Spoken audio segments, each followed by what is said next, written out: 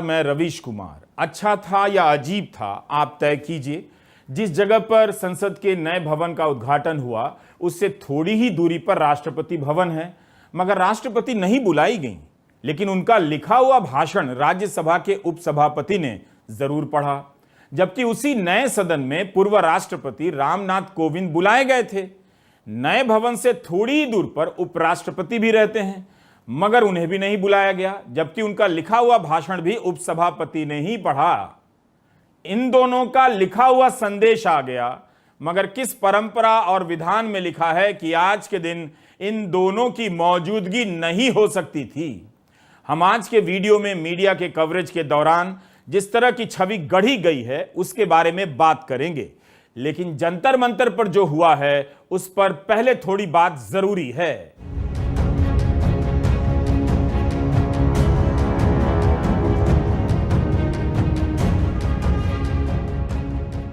अफसोस कि हमें इन तस्वीरों के फोटोग्राफर का नाम पता नहीं, मगर इन्हें साक्षी मलिक और कांग्रेस ने ट्वीट किया है।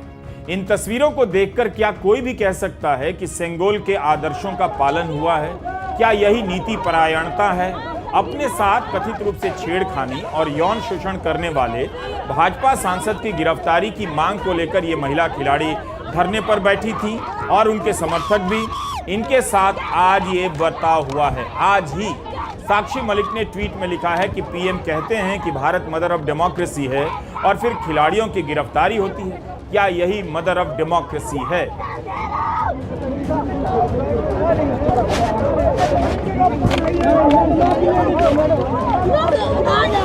दूसरी तरफ नई संसद की अलौकिक आभा को निहारते बताते वही सांसद महोदय बृजभूषण सिंह देखे जा सकते हैं। क्या यही सेंगोल का इंसाफ है? जिन पर आरोप है वो सुशोभित है, जो आरोप लगा रही है वो दंडित हो रही है, पुलिस उन्हें घसीट रही है।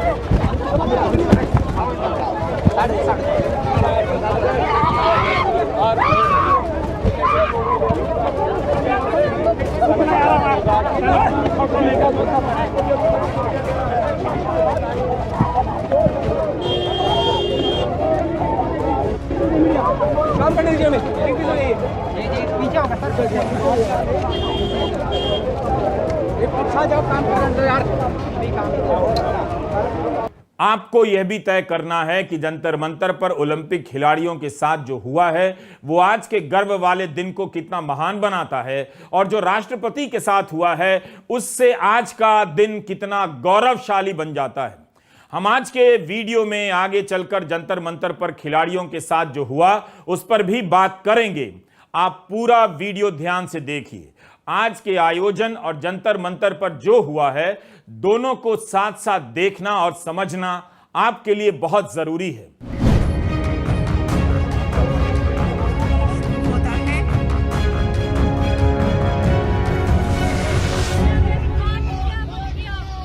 जिस दिन लोकतंत्र की महिमा गाई जा रही थी उसी दिन लोकतांत्रिक अधिकारों के लिए धरने पर बैठे लोगों को उजाड़ दिया गया।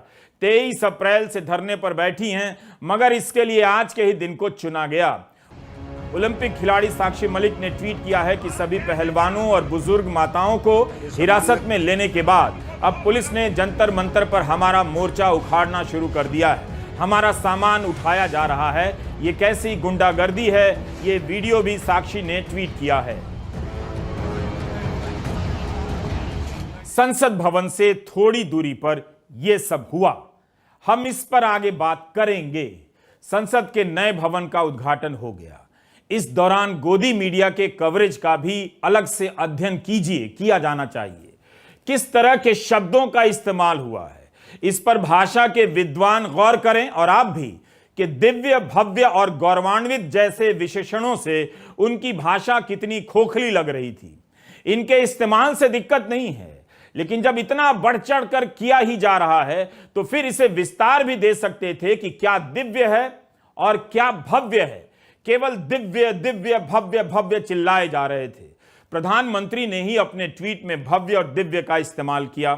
कई बार लगता है कि प्रधानमंत्री अकेले सब कुछ ही कर रहे हैं, बल्कि इन एंकरों के लिए भी स्क्रिप्ट के लिए शब्द भी वही सप्लाई कर दे रहे हैं। यहां तक कि एक चैनल पर पट्टी चल रही थी कि हाई क्वालिटी के ऑडियो वीडियो हैं। आज जब ऑडियो और वीडियो की क्वालिटी आम फोन में मौजूद होती है और हाई फाई ही होती है, तब हाई क्वालिटी पर इस तरह से जोर दिया जा रहा था जैसे किसी जमाने में वीसीआर के आने पर गांव-गांव में फिल्म देखने का उत्साह होता था। वीडियो कोच चला करते थे। आमतौर पर जो टेक्नोलॉजी उपलब्ध है सभी के लिए सब जगह, उनकी बातों को भी खास बताकर पेश किया जा रहा है। हम आज की इस रिपोर्ट में अपना समय इस पर बर्बाद नहीं करना चाहते कि संसद के नए वीडियो के लिए वॉइस ओवर शाहरुख खान ने किया या अक्षय कुमार ने। यह सब चलता रहा है, चलता रहेगा, लेकिन जिस तरह से मीडिया ने कवर किया है उसकी हम समीक्षा करना चाहते हैं। कुल मिलाकर न्यूज चैनलों का आज का कवरेज फीका रहा। ऐसे तमाम बड़े मौके पर नजर आने वाले उनके बड़े चेहरे सुबह की पारी में नजर नहीं आए। आप YouTube में इन चैनलों के कवरेज को देखेंगे तो पता चलेगा कि एंकरों के पास कहने के लिए कुछ खास नहीं था, सिवाय इसके कि मार्बल कहां से आया है, किस द्वार का क्या नाम है, लकड़ी कहां से आई है। यह सारी जानकारी कई दिनों से इन्हीं चैनलों पर आ ही रही थी, बिल्कुल कई बार बताई जा सकती है। मगर इन बुनियादी बातों के अलावा स्टूडियो और संसद के बाहर से रिपोर्ट कर रहे एंकरों और रिपोर्टरों के कवरेज में ऐसा कुछ विशेष नजर नहीं आया। भव्य दिव्य के सहारे वे जनरल बातें ही दोहराते रहे। ऐसा लगता है कि सरकार ने संसद के नए भवन से संबंधित जो मीडिया किट जारी किया, वीडियो जारी किया, उसे भी इन पत्रकारों ने ठीक से और सम्मान से नहीं पढ़ा होगा। इसकी जगह तमाम चैनलों पर एंकर और रिपोर्टर संसद के उद्घाटन के नाम पर धार्मिक परंपरा का आधा अधूरा ज्ञान पेश करते रहे। धर्म के बारे में ही तैयारी से बता देते तो सुनने में अच्छा लगता। 9 साल से धर्म करने के बाद भी इन चैनलों में धर्म को लेकर ढंग की जानकारी देने वाला कोई नहीं। यह बात मैं किसी अहंकार में नहीं कह रहा। आप खुद YouTube में जाकर धर्म के लिहाज से एंकरों के बोले गए शब्द और चैनलों की पट्टी पर लिखे गए वाक्यों की समीक्षा कर सकते हैं जो आज प्रदर्शित हुई है।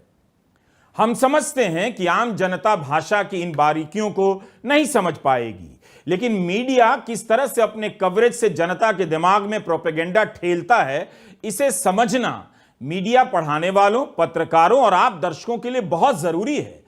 गोदी मीडिया के कवरेज की चतुराई को समझना इतना मुश्किल नहीं है। संसद के कवरेज में मोदी की चुनावी पंचलाइनें और सरकारी नारे और हिंदुत्व के एजेंडे को किस तरह ठेल दिया गया, मिला दिया गया, आम जनता के लिए पता लगाना मुश्किल हो रहा होगा कि यह कवरेज हिंदुत्व के अवतरण का हो रहा है या संसद की नई इमारत के उद्घाटन का।